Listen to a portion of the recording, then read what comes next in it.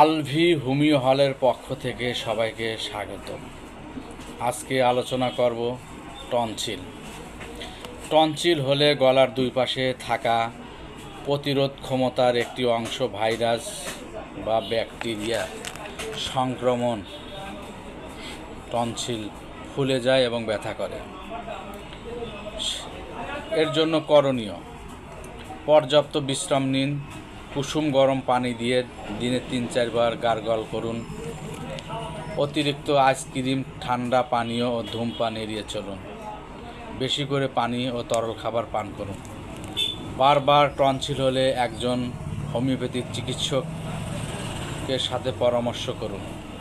Homeopathic চিকিৎসা: টনসিলের homeopathic চিকিৎসা আসলে ব্যক্তির শর্তে লক্ষণভিত্তিক চিকিৎসা হয়ে থাকে। তারপরেও আমি কয়েকটি ওষুধের নাম বলবো: hepar sulphur, ব্রাইটা carb, Phytolacca, lycopodium, Lachesis ইত্যাদি আরও অনেক ওষুধ আছে।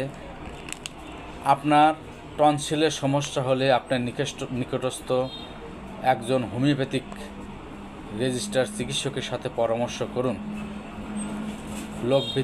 লক্ষণভিত্তিক চিকিৎসা নিন এবং সুস্থ হন, অথবা আলভি হোমিও হলে যোগাযোগ করুন।